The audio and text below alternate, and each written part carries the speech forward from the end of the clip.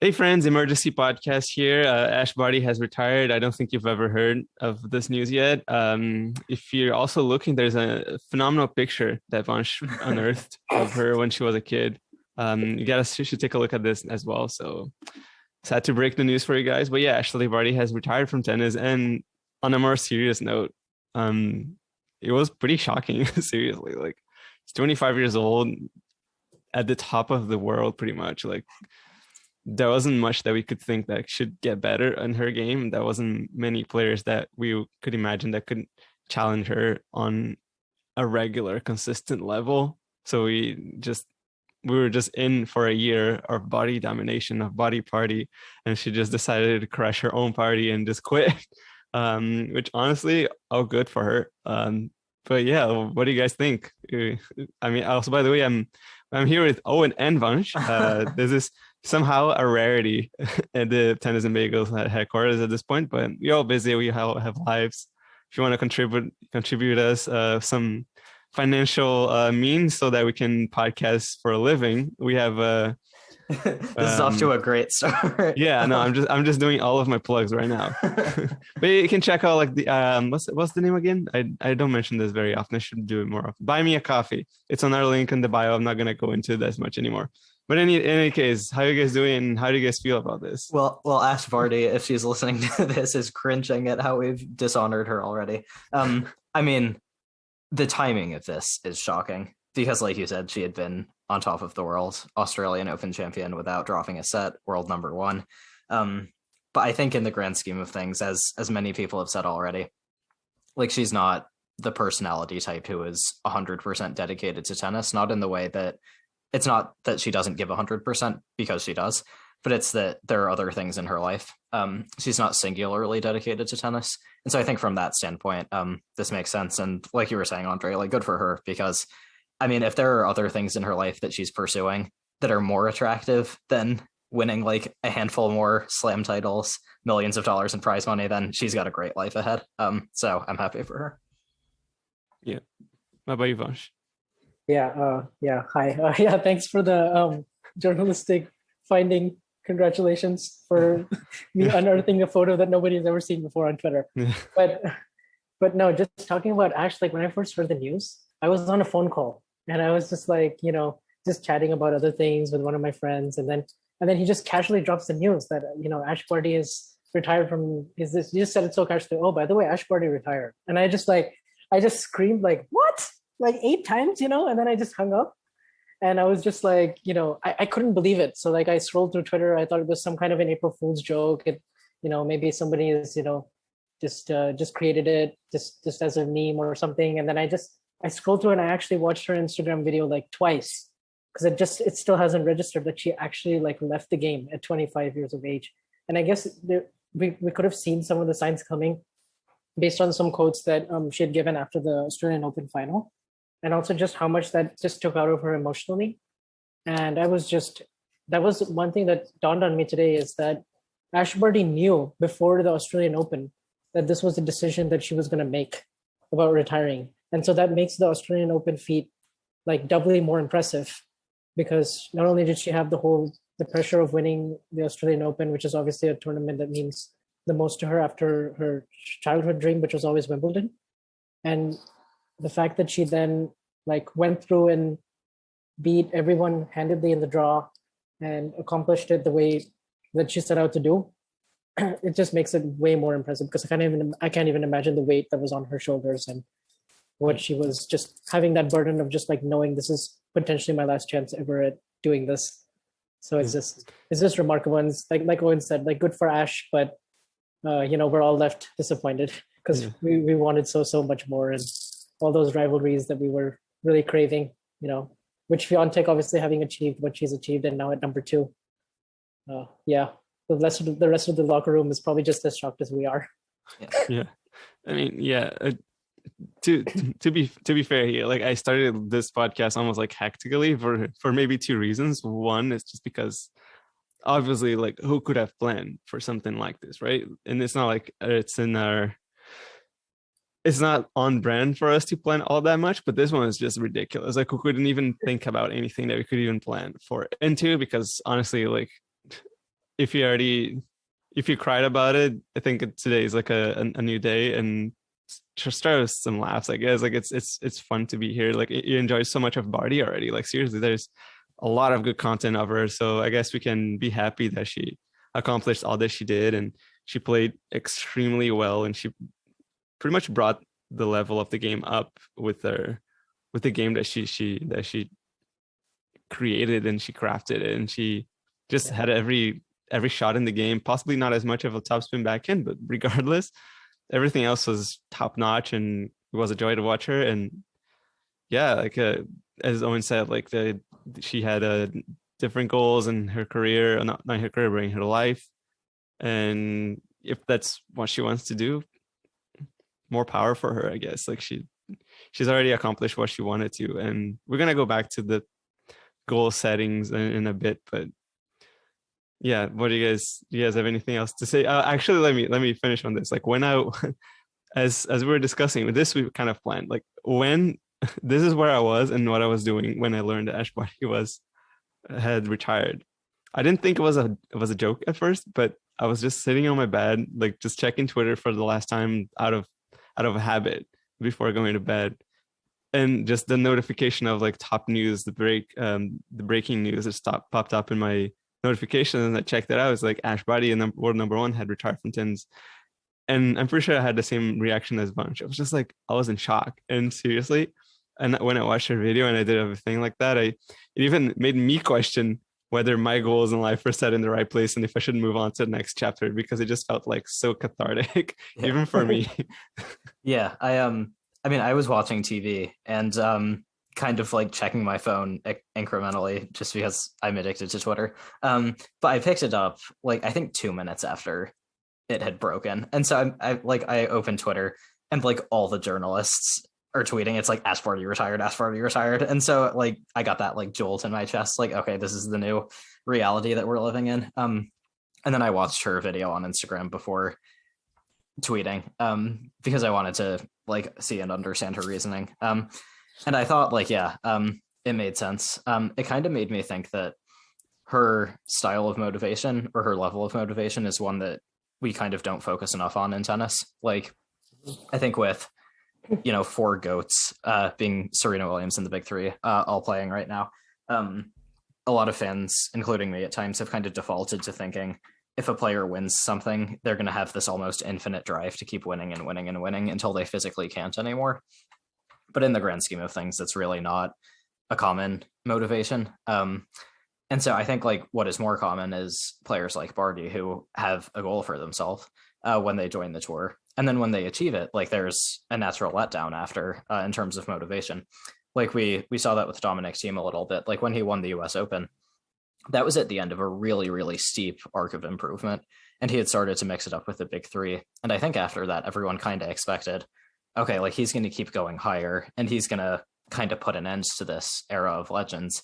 But what happened instead, and it didn't happen right away, was that he kind of crashed a little bit, and injuries were part of that, but he spoke about his motivation as well. And so I think that like as fans, we would do well to kind of keep this in mind, because I think this is the case for a lot of players. It's just not as visible because the player tends to be a bit lower profile. Yeah, definitely. We've been spoiled over the years by the big three and Serena, and it's so difficult to do what they've done, week in and week out, maintain that kind of consistency and motivation. And Ash Barty also talked about it in her video that physically she feels like she has nothing more to give. And she's kind of hit a wall in terms of, waking up, like finding the motivation to achieve her goals. And I guess for her, because she's from Australia, like she basically lived in a suitcase for 6 months last year and traveling the whole world, like playing tournaments on the other side and giving it her all. And when you actually watch her play, it doesn't come through because she makes it seem like the way her game is packaged and the way she deploys all of her weapons, it's all very carefully crafted. And it seems like just very measured and controlled tennis, and something that requires a lot of focus and discipline and commitment. And you just don't see that when she's streamrolling the draw at AO, like winning matches under an hour and making it look easy, right?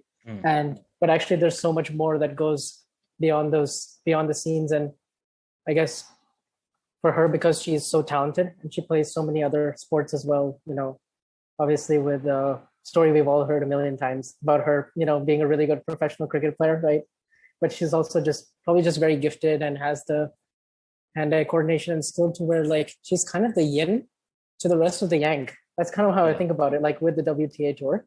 That's why I felt like this retirement in particular it's gonna leave such a gaping hole on the tour, to where like even though we do have sensational talent, obviously, and we do have Iga Swiatek, who's kind of becoming a generational talent herself and playing really well. And you obviously have really consistent now sort of top 5, top 10 players, and you have a wealth of talent in their teams. There'll be plenty of excitement in the women's game.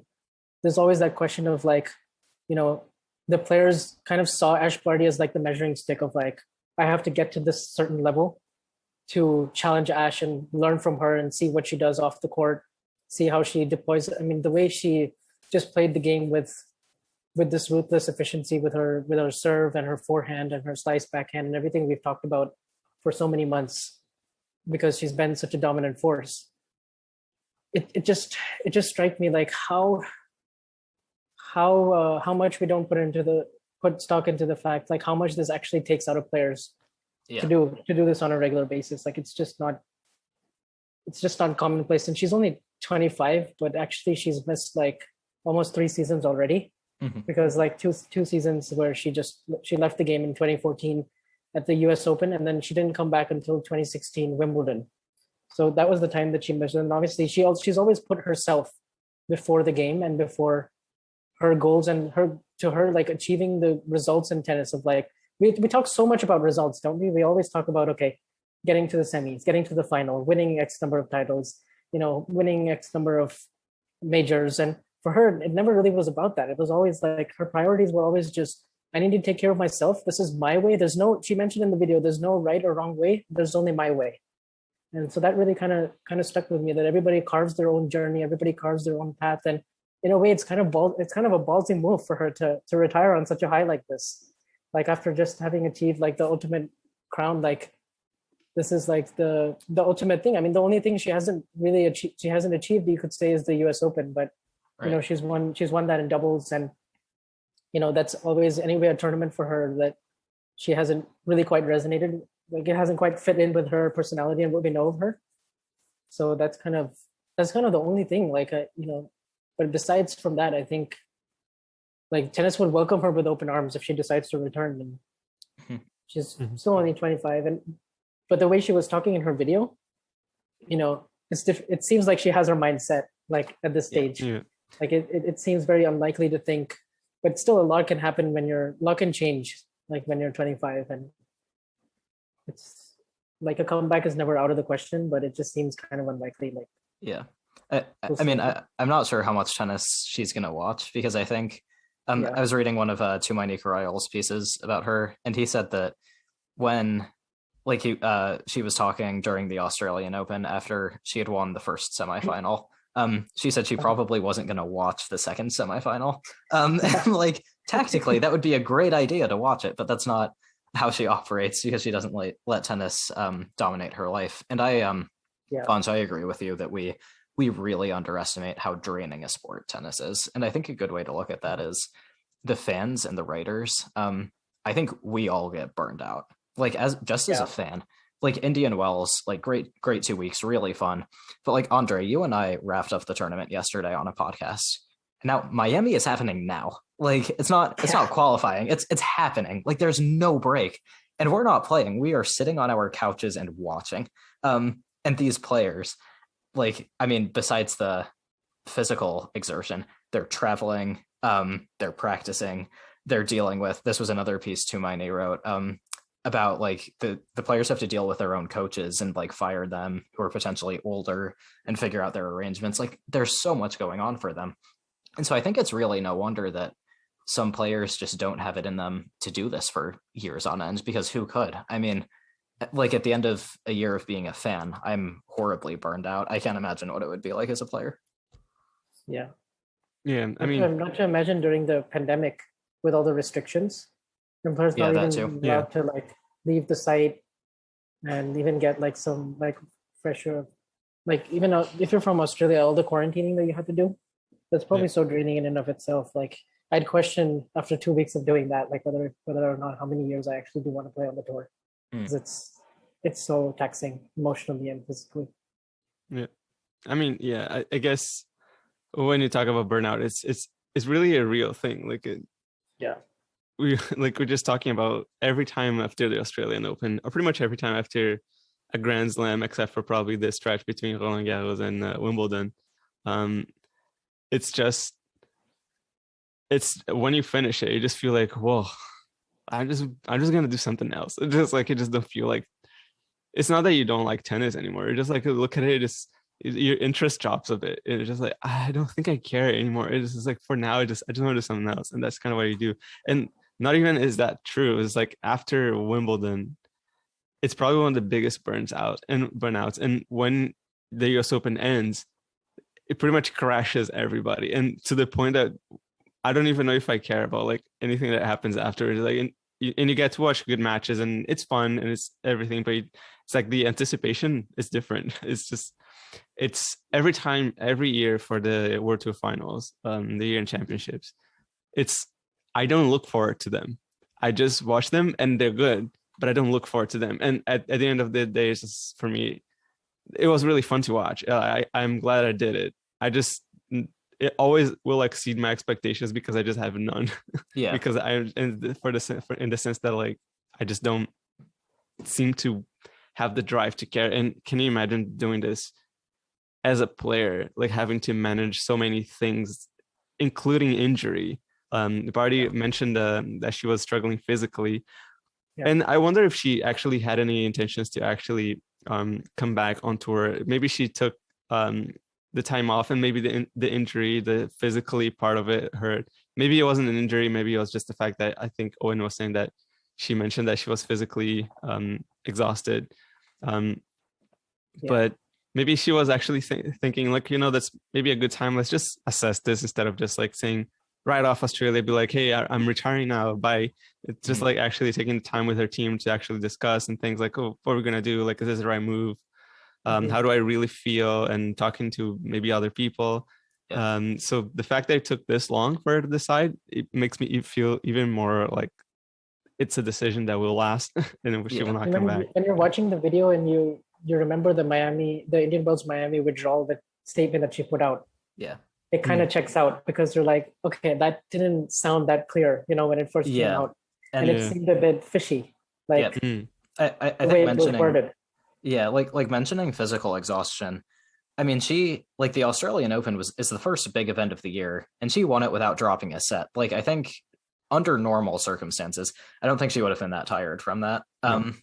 So yeah, I agree with you. And I mean, now, Andre, can you imagine what would have happened if she had retired during the trophy ceremony at the Australian Open, like 5 minutes after that celebration and the crowd cheering? That would have been the biggest bombshell. It would have. Yeah, in a lot. That happened at the 2015 US Open. I remember with Fabio Pineda. Yeah, that was the last time I've seen a player actually retire after. I think that was less of a surprise though, because she wasn't as at her peak as Barty was. And I think Barty retiring from Ash Barty, world number 1, just recently Wimbledon champion, retiring at home after winning a trophy that an Australian hasn't won in like 40 years or something. I think presented by Ivan Goolagong. Yeah, right. Yeah, I think it would. Oh my gosh, I think it would have been borderline disrespectful to the men's final that was about to happen. So like, I won't say like it was outright. It would be outright this, but like I think Barty in her mind is like, I don't want to steal the show that is already on me right now. So like, that's a good point. Yeah. Do you think she like whispered to Goolagong when they hugged, like, I'm waiting to tell people, but I'm gonna retire soon? Like, maybe. I mean, probably not, but that would. Maybe she said something along those lines of like, who knows how many of these I will have, or maybe this is the only one. Yeah, I don't know. But yeah, I mean, and I think this puts, like, not to take the focus off Barty, but I think this puts what the GOATs are doing in a new light. Like, to be able to do this for 20 years, like, around injuries and all kinds of burnout and disappointments, it's insane. Like, the fact that they could love tennis that much, it's hard to imagine anyone loving anything that much. So I think it's good to appreciate that as well. But like a question I had for you guys is like, how is this going to affect the game? Like with Barty gone, do you think Swiatek is just going to kind of assume that role now of dominant world number one? Is it more complicated than that? Do you think this is going to have different impacts on different surfaces? Like what's going to happen? How has the tour changed?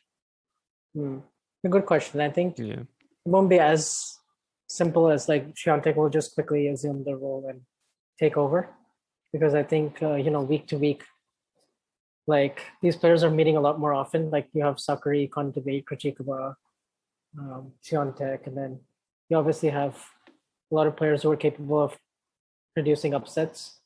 So you definitely think like, and because I was looking at the rankings and it's sort of like 2 through 8 and 2 through 9 are only like 1,000 points separating them. So it's very much like anyone could still get to number one with a big result here and there. Swiatek recently has improved a lot on hard courts, and she's been taking her game to the new level, and it feels right if she were to get to number one.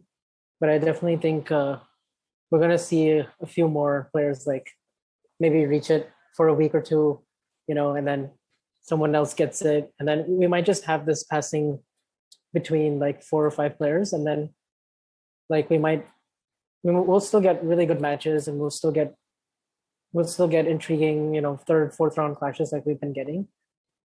But I just feel like if we can get Bianca Andreescu back, and if we can get Naomi Osaka back to the top, and we can have some other players who have fallen off a bit or have been injured, but because we were just waiting so much for those rivalries, like with Swiatek in the mix, I would have loved to see some kind of a Swiatek Barty or Barty Osaka, Andreescu Barty, Andreescu Osaka. Like I remember in 2019 when there was Beijing, that tournament was amazing because you had Andreescu Osaka play like this amazing quarterfinal, which was so good. And then in the final you had Barty Osaka, which was also a really good match, 3 sets. Yeah.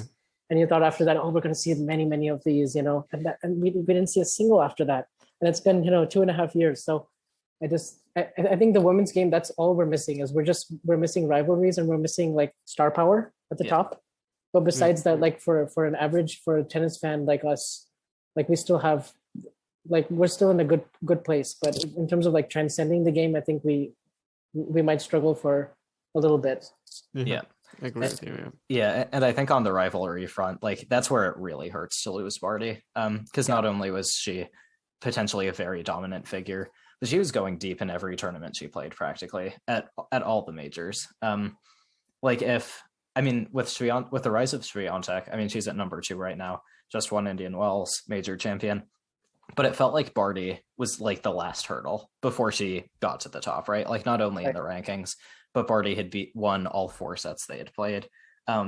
Barty was even more versatile. Like Barty was still better. And now it's like Barty is not here anymore. Yeah. And so now it's like that hurdle, which I thought was the potential for a really exciting matchup, is gone now. And I think as a fan, that's kind of a shame because like you said, Vanch, there's not one rivalry that kind of transcends or one matchup that transcends like the sport. I think on the men's side, when like you get all these crappy early round matchups, which you don't get on the women's side. But then like if the top seeds get to the end of the tournament, then you have like a Nadal Djokovic, and the star power of that matchup is outstanding. And we haven't seen something like that on the women's side for a bit. Like not that makes it worse by any means, because I think those early round matchups are incredible. And I think you get good late round matchups as well. Like that Halep Swiatek Indian Wells semi, I thought was great. That felt like like a clash between 2 of the very best players in the world, and that's what it was. And we get that a lot of the time. But yeah, I think it does hurt to lose Barty. Yeah, I think in that sense, I think the hurdle thing was very true, and I think what this does is, in a sense, it kind of destabilizes a bit like the tour. And I think Barty, like in the sense that she got to number 1, I'm not entirely sure how much. She never really mentioned much of like her number 1 thing, like, and she decided to stay in Australia for almost the entirety of 2020, pretty much. So you could see that it wasn't something that she was going to chase after. So like, I need to defend my number 1 ranking. I think for her it was always about the biggest titles that she wanted to actually achieve, and the fact that she got to number 1 was a byproduct that was a nice to have, and she probably tried when she got close to it.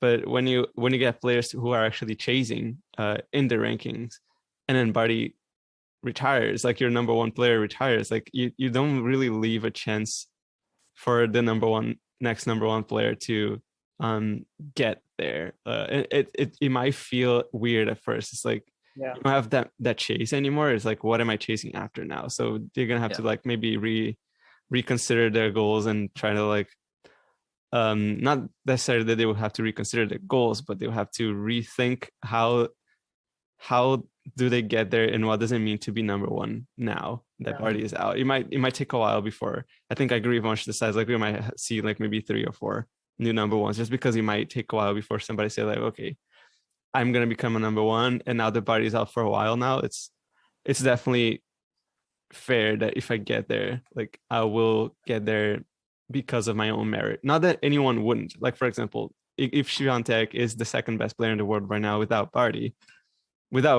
she is the number one player in the world. So it definitely makes that sense. But it's just like I'm assuming a person that has a mentality of like a sports person, right?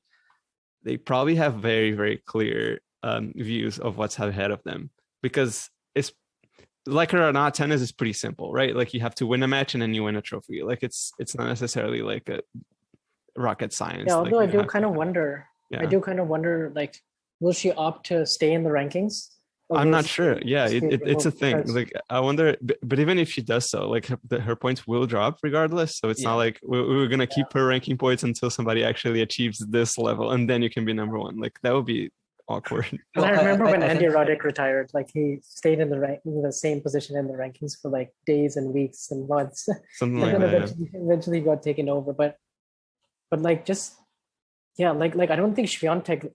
I'm pretty sure she'll take it, but obviously this is not the way she wanted to. Yeah, she will want it's to. It's gonna be weird. She will want to prove to herself, I guess, that she's number one. I was reading about this on Twitter, and like it is weird, Andre. They don't delete her name from the rankings. Like, I mean, she's not defending any of her points now, so they will drop. But unless she fills out paperwork, she could stay there. And like maybe she will, and then Swiatek will become the world number one. But it's not like an instant process. And I think it is weird because, I mean, if I'm Swiatek, after winning Indian Wells, I'm saying to my coaches, like, okay, time to learn how to play against Barty's slice, because I'm coming for that number one. And then you start practicing that. You start practicing the return to like get that huge serve back. And then it's like, oh, well, like maybe I don't have to do that anymore. Maybe I should work on other things. So yeah, it's quite a huge shift, because I think even if this makes sense in line with Barty's philosophy, which it does, the timing of it, there was really no warning. Like why today? Like no one could have expected this. No. Yeah. I guess go on. Like, what was I had another question for you guys. So like, who do you think was her biggest rival? Because obviously you mentioned the Sabalenka Barty rivalry, and Sabalenka did get her in the Madrid final last year, and they played each other 8 times, and it's 4-4. Mm-hmm. And then she's played Petra Kvitova 10 times, and it's 5-5. So I'm kind of just, because I don't really think of her as having like one big rival. She kind of just had everyone's number. Yeah, exactly. Put it that way. I mean Swiatek, who was rising up, like we said, she's 2-0 against her, and neither match was that close.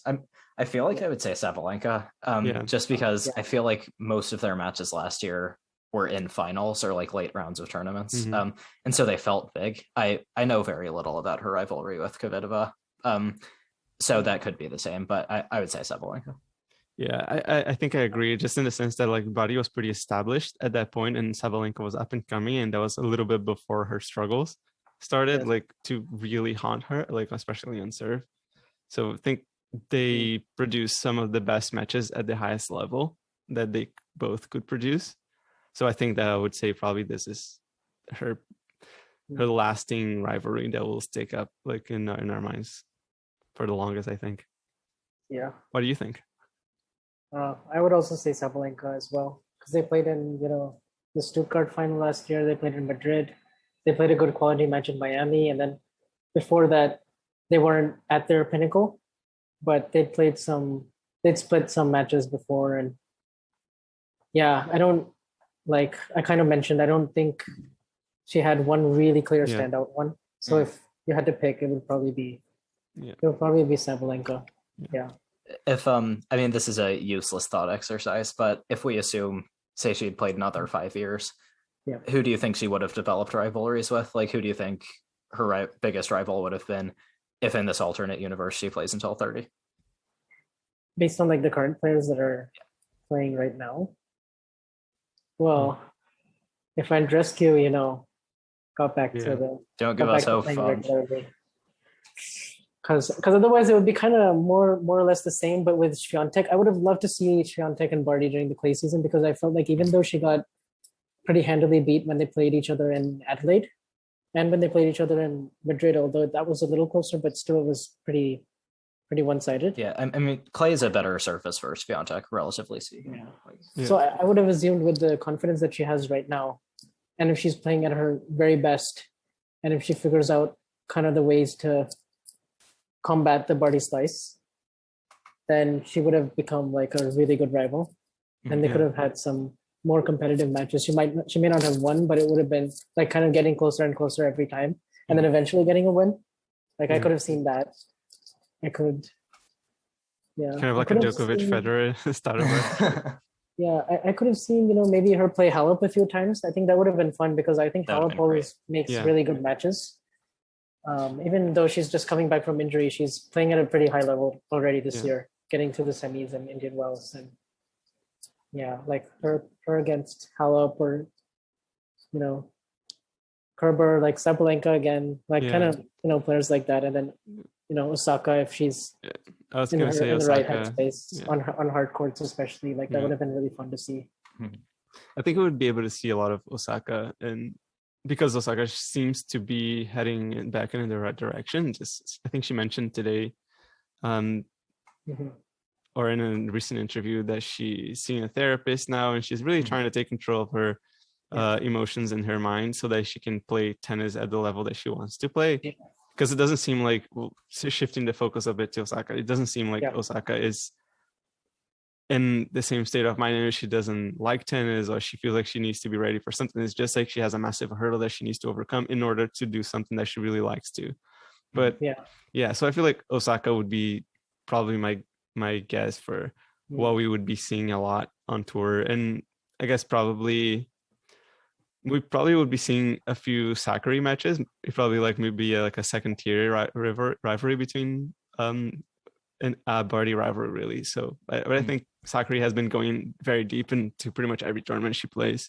So I think we would have been able to see quite a few of Sakari Barty matches. On the topic of Naomi Osaka, there are some theories that I think have some I don't know what the word, have some merit to them, where, I mean, we've seen for a while Osaka, like tennis, the relationship between Osaka and tennis has not been the most smooth. Like, she has been put off by fans, by the stress, like, all reasonably. But I mean, she's kind of in a similar situation, if you think about it. Like, she's won 4 majors, she's won a ton of money. She's young, she can win more, but now that there's precedent, like, similarly, a young player similarly in their prime kind of stepping aside, like, do you think this is something Osaka would consider? Because I don't think tennis has made her happy in quite a while. She seemed, the thing is, I felt more kind of the inkling that she was gonna play a little bit more, prioritize her mental health at the same time, and just kind of work out the mental health struggles she was having last year, which really bothered her. Like, that's why I was really encouraged with her when she lost to Anisimova, and she came and she gave that press conference, and I thought it was like, very encouraging, and she's gonna, prioritize her health, but still do what's best for her. And then at Indian Wells, I think that incident kind of took her back, because it reminded her of, she mentioned, I think in her on-court interview, that normally in a situation like this a few years ago, or even a few months ago, she wouldn't have been that disturbed by it, because well, it's really not nice to receive that kind of abuse and hear you suck, hear like a heckler say you suck, in the crowd and all of that. But I think it just like triggered a memory of like 2001 incident with the Williams sisters, and obviously she grew up like idolizing them, and so that was definitely a factor, like in terms of how she perceived that message, and like why it hit her so hard, because obviously we can't really feel like what we can't really see inside her head what it would be like for a Black woman in America to experience something like that. So from that angle, I kind of sympathized with her, but then I also thought this is also like something that's just bound to happen in sports. Yeah. Like it is just something that we see a lot in team sports, especially in tennis matches, and obviously different players have different techniques of working it out. But I'm really happy that she saw a therapist, because that's definitely that's definitely a step, and that's not an easy thing to do. Like some people might think it would have been very obvious to do something like that last year, but it's like not easy to put yourself in that situation and be like that vulnerable and take a step back and do what she needs to do. And she's I guess a year and a half younger than Barty, so she's like just turned 24, and she's won 4 majors, and she has all these endorsements, and she's actually an example of someone who's transcended the game much more than Barty has. Yeah, because I mean Barty is really popular in Australia, but Osaka kind of worldwide she's a global has that figure, appeal. household name. Yeah, so she's a household name. So maybe she'll look at this and think, there's no right or wrong way to do this, and I don't owe anyone anything. But at the same time, I still think her ambitions are so high, and she's still pretty competitive, that she'd want to keep playing for a few more years. I don't know how long. It may not be. It may be longer than Barty played, but not as long as some of the GOATs that we have playing right now into their late 30s, and some are even in their 40s. So I guess we'll just have to see, because it depends what happens with her, because I think this is going to be kind of something she's going to have to deal with on a regular basis. But you'd hope that it's be something she can manage. It's kind of hard to predict. So one thing, like if you're coming back to Barty, and there's a lot of talk of motivation and things like that, and I think that this probably came over with like the Pete Sampras race for the Grand Slam titles. He was the first one that said like I'm gonna beat that record, because before that the goal is actually I'm gonna win all of the 4 Grand Slams in the same year. That was the one goal, and then Sampras was like, I care about the number that I actually win in my career with. Since then, all the talk has been about number of majors, and the crazy thing about that is like in a sense, it takes away from the actual goal of like winning that title, like because it becomes so much about the race, which takes time and it takes labor, and it takes a Novak Djokovic and a Rafa Nadal and a Roger Federer to do, which is absolutely insane. And of course, like let's never forget Serena Williams, who is the player who has the most Grand Slam titles that are valid in the history, right? So like, so it's something that like it's interesting, like maybe as fans like try to make the topic of the race or just like the goatness of everything just to drop out a little bit and just be like, what is the goal of like winning just the one tournament? Like think Yannick Noah. I'll never forget the interview that he did at Tennis Podcast. Like my goal is to win Roland Garros, and he said it like I'm gonna win this, and he didn't say I'm gonna win this tournament 20 times or like 13 times like Rafa Nadal did it, but like he just said I just want to win it once. And the thrill must be just as good, right? Like, I mean, if you won it the first time or the 13th, of course, like it probably feels different in the sense of like, my gosh, I've done this like this many times. And Rafa Nadal was a different beast than Yannick Noah was. But at the same time, like if you're Noah, you're like, I won this Grand Slam at home. I won the biggest tennis tournament that is in France. I don't need to win it 20 times to make me a Roland Garros champion. I just needed to win it once. So like in that way, I guess the previous eras about like every title matters. Every title is a title that you play to win, and every trophy matters because you're winning. It was in a sense almost like a healthier lifestyle, just because like Absolutely. It doesn't make you think so much of like who is the best of this era, who is the best of all time, who is the best in the Grand Slams, and it doesn't put so much on players in that one. And I think that's Barty's mentality was that like I want to win Wimbledon. And the way she won also Roland Garros. And by the end of her career, I think one of the best parts of the interview is she says like, I wanted to win Wimbledon. And then after that, I think she considered retirement, she said again, but she said like part of me wasn't satisfied yet. Yeah, like because I'll go win the Australian Open as well. Yeah, why not? so Yeah. I'm gonna try one more time for the Australian Open, and she does it, and now she's an Australian Open champion, and nothing can ever take that away from her. Right. And that's the goal, is to win the tournament, not to win as many times as you can, or not to break every record and things like that, which is amazing. But it's reserved for people who have that ambition, I guess. And it makes more sense now when you think about Novak Djokovic and Rafa Nadal, when they say that they want to have those numbers. And Federer displays because he wants to, which is it's just Federer. And I don't know how much of this is just PR, or is it actually his desire? I just love tennis and I'll just keep playing. Yeah, I mean, I think like to be able to do what they've done like requires a couple of different things. Like obviously you have to love what you're doing, but you also need that hunger to like beat everyone and be better than everyone. And then you also need to be completely resistant to burnout, basically. I agree with all of that. In terms of how Barty's absence is going to be felt, I'm really curious to see what will happen at Wimbledon this year, because I think for a while now Barty has been the obvious favorite on grass. In 2019, like after winning Roland Garros, she was like a really, really popular pick for Wimbledon, and she didn't win, but she was everyone's pick. And then tournament didn't happen in 2020, and then last year everyone thought she would win, and she did win. And you had a great semifinal lineup that year with Kerber, Sabalenka, and Pliskova rounding it out, who were all playing amazing tennis. But now, like, who the hell is the favorite for Wimbledon? Like, you can't pick one name who is like clearly got a better chance than everyone else now that Barty is gone. Like on the clay, I think you have Swiatek. Hard courts, if Osaka is at her best, then like maybe she would be a pick. Right now it's much more open, but I think on grass it's a total crapshoot right now. So I find that interesting. Mm-hmm. Yeah, but speaking of players who I think like can transcend the game, because I think their tennis is exciting, their personality is exciting. They bring something new to the table. Like Barty brought, something quite new with her court craft, and it was a throwback style, to the older, it was a style that every tennis purist would love, basically. Except for the one-handed backhand. It kind of broke the mold, right? Yeah. If she had a one-handed backhand, she would have been the most popular player ever. Sorry, amongst the commentators. Sure, yeah, but like that player to me, like just watching Leylah Fernandez, right? Like going through the U.S. Open and the energy and like the excitement that she brings. Like she's a real like crowd favorite, right?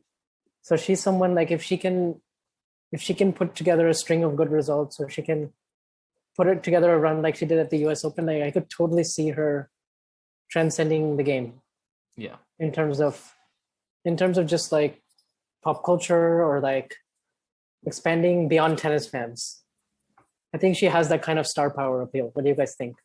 I agree, and I think technically she also has the ability to take the ball early, which is super uncommon. And so I think that that's something that you can't really develop easily. I could see her doing really well on grass too. Yeah, with the way she takes the ball early, and this is kind of a slightly different concept, but I mean, you mentioned these people who transcends the game, and I think we kind of agreed that Barty didn't really do that. Like I think amongst tennis fans, she was like rightly heralded for everything she achieved, like fantastic player. But I think if you asked someone outside Australia who didn't really follow tennis, do you know Ash Barty, they might say no. And even inside tennis, there was that thing for a while when a lot of people said she was boring to watch, and I feel like that's kind of interesting to look at, because she had a huge serve, huge forehand, nasty slice. Like if you set aside the two-handed backhand, one-handed backhand, she kind of played a lot like Federer. Like her style is sort of similar to Federer,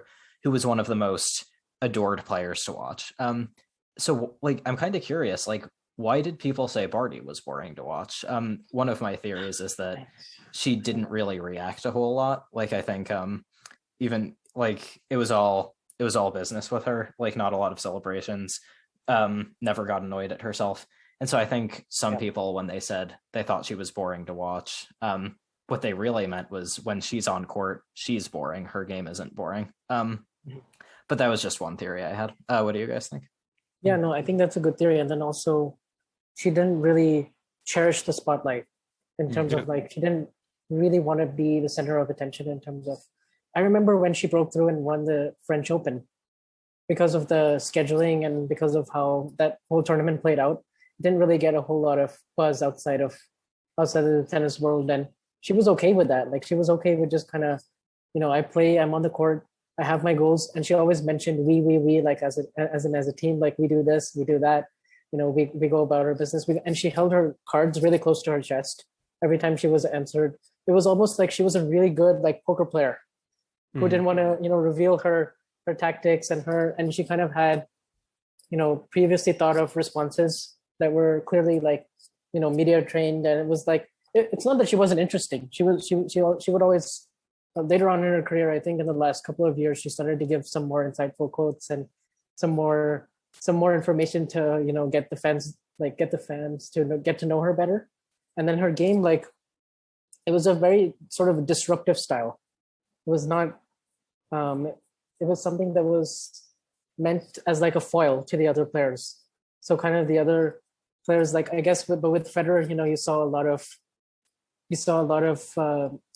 different kind of defense and offense, and then you also had the phase in his career where he was dominating so much that you also had some players or some fans be like, we kind of want someone else to start winning. And then you kind of had his rivalry with Nadal, and then you had all these other things. But with Barty, because there was no one really else able to challenge her and create that rivalry and interest, I think if she had one or two players that were constantly pushing her, like the way Federer had Nadal and then eventually Djokovic, you could have seen some more interest in that, because then people would have wanted to watch, either to root against her or to root for her. And so that's where I think the rivalry component kind of plays in the role in her popularity too, in a way. Because I think some people who find her game boring now, maybe they would have seen her play many, many times against Andreescu or Osaka or Swiatek, and then they would have been like, actually, I'm starting to get around to her a little bit more. I kind of see what she's about now. And then I think slowly but surely, like when she did win Australian Open, you started to see some of that go away on social media. You started to see more people be like, okay, actually, I was a bit harsh on her. Like, I respect her now. Okay. Before I hated her, but now I respect her.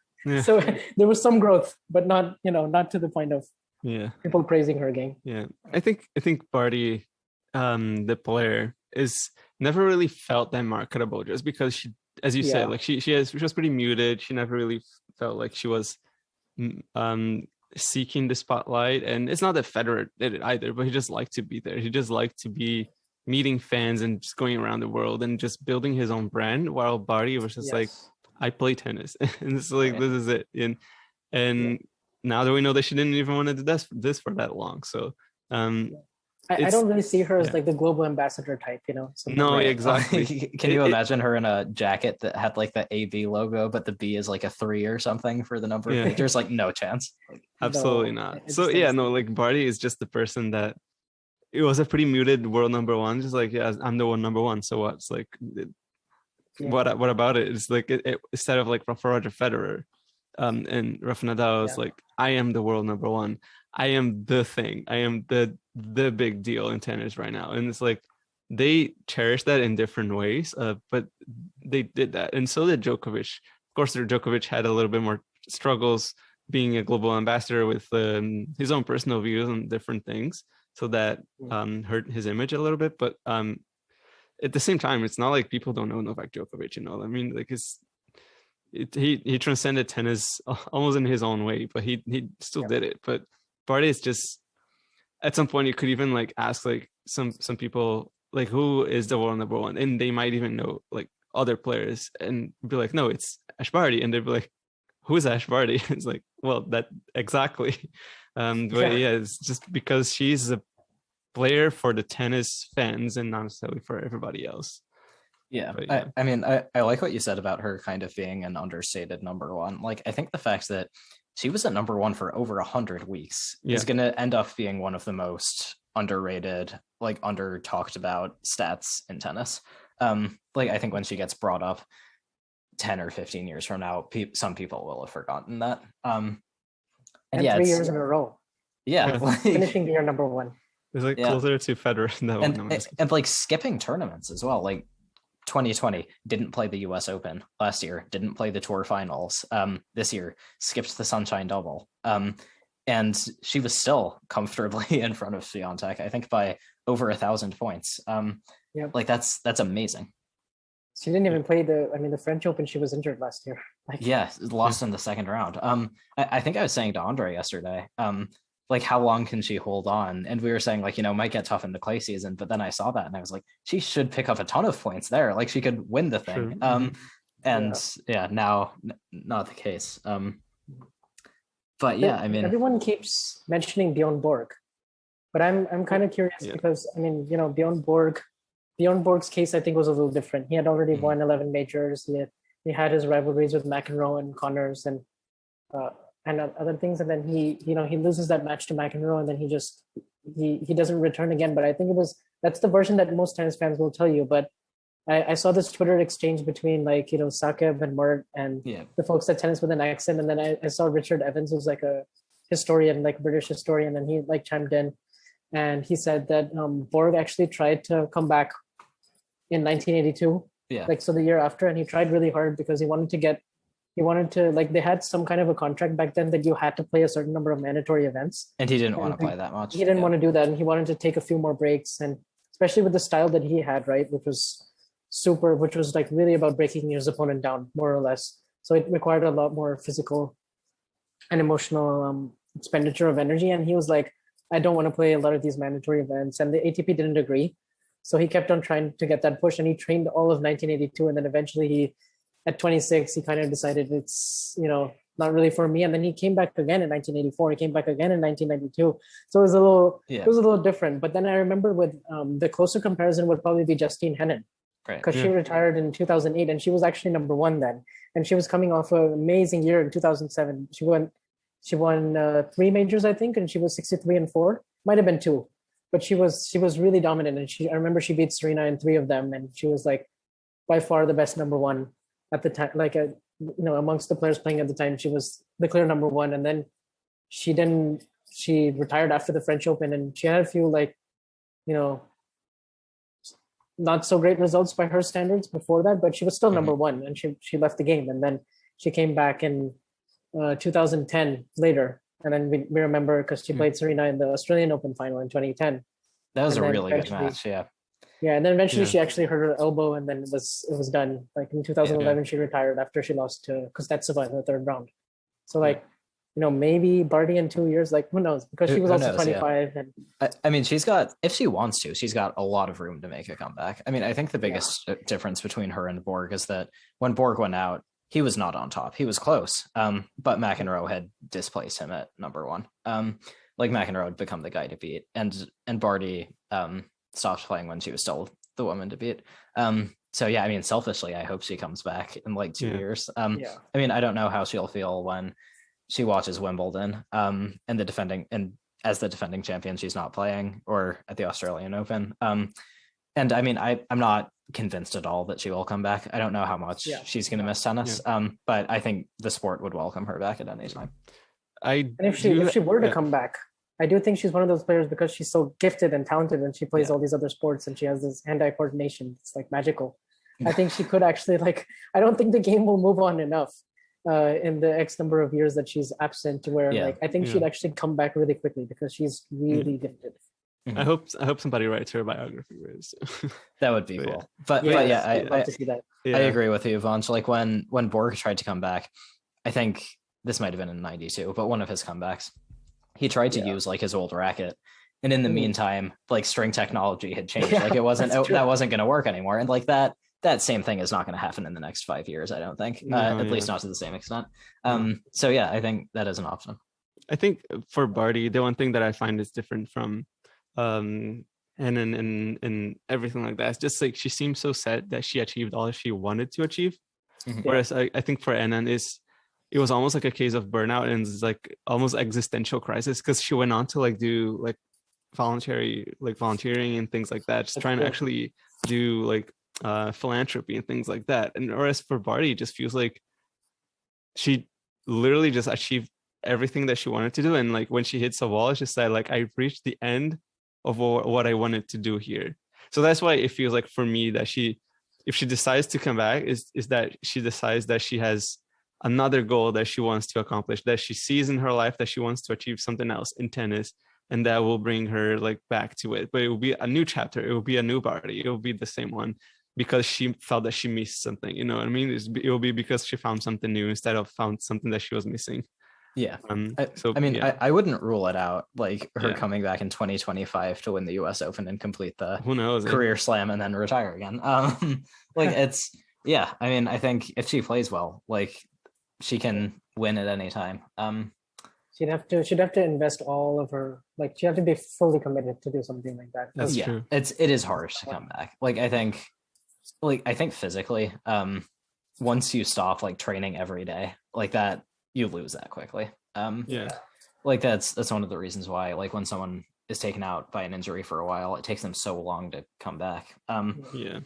But yeah, maybe one day she'll just be tearing it up on the golf course, and she'll get to number one, and she'll be like, you know what, I'm bored. Casey, I'm gonna call you again. And then she calls Casey, and then I could totally see that happening. And then Casey's just, Casey's like, all right. I think I know why I'm here, but I'll let you. Yeah, just go around to all the individual sports, like win all the accolades and all of them.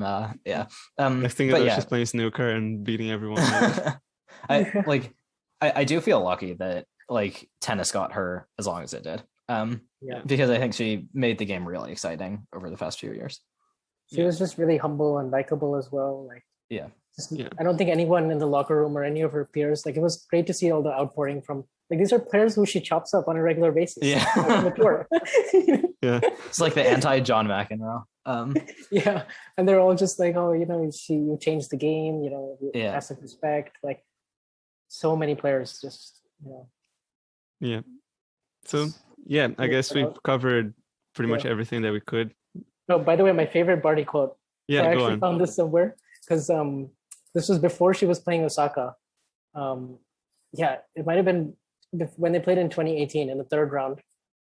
Osaka won that match. But before that match, she was asked by a journalist, what do you think of Naomi Osaka and her game? She's certainly come along and improved through all these years. And her response was, she's a great chick who can certainly give it a rip. Like I just read that and I cracked up because it's like so Ash.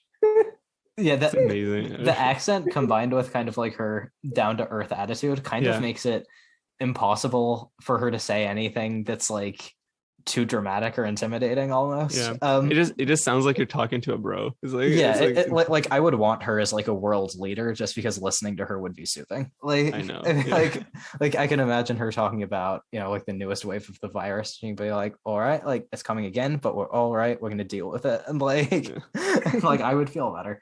Oh man. But yeah, I think I hope that she, like, I don't think she will, but it would be cool if she stayed involved with the sport in some way, like as a commentator or a remote coach or something like that. That's what Henan did. That's what Henan does now. But I suppose she might do some commenting like every now and then, but like probably like just an Australian Open commentator or something. Could be. Yeah, I mean, doesn't what's his face, Leighton Hewitt does that every once in a while too. Oh, she could take his job. I would be more than fine with that. And her best friend Casey Delacroix does it too. So maybe yeah. And Jelena Dokic at the Australian Open as well. Like, plenty of opportunities. Once you've been number one in the world, there's only a sea of opportunities left for you after you retired. So, I guess we did cover everything. And you guys have any final thoughts on Ash Barty? I guess the question people always ask, right, is like, how many majors would she have won? And that's if we're assuming like she stays fully fresh, fully motivated, like, even if she has some injuries and like the rest of the field stays what it is, give or take one or two other breakout stars, right? Yeah. I think it would go with like a very healthy 8, like as in not 8 was the number in my head as well. I was like, because I feel like she could do like another 5, because like once you go past that, like you're really starting to push it like really hard. And like past 8 is in the next 5 years, if she wins like 1 each year, that's a lot of majors. So like you don't get to win like 10, 11, 12 if you're not winning at least 2 a year, like every once in a while, like every other 2 years. So I feel like I think 8 would be my number to go to for Ash Barty if she kept playing with the same intensity that she used to. Yeah, I like same how you here. put the accent in the Barty. You're like Ash Barty. Barty. Oh, what do yeah, you think, but Foster? mine was like 7 through 10 because I thought definitely Venus Williams and Justine Henin was a reachable goal for her. Yeah. And of course the Grand Slam, or the career Grand Slam, winning all 4. Yeah. I mean, I guess my final thoughts are just like fantastic player. It was a lot of fun to watch her. I hope she has an amazing retirement, and I hope that it will be easier to get an interview with her now that she's no longer playing. Yeah, maybe we can get her to the Tennis and Bagels podcast. That's the only thing left for her to achieve in the tennis world. right. That can fill the spot of the U.S. Open. That is the actual 5th major. Fifth major. Everybody wants the golden bagel. Right. Indian Wells is a fraud. Like this is the real 5th. All right. I don't usually appreciate Indian Wells slander, but I'll give you that one because this is our podcast.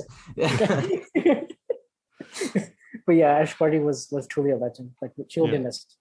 Yeah, very much. So yeah, thanks guys for the great talks, and we still wish Ash Barty to come back someday if she feels like it. So we'll be waiting, not necessarily waiting, but we'll be very much welcoming if she decides to. So yeah, let's hope for a good Miami tournament, and I do hope that the clay season starts very soon. So seconded.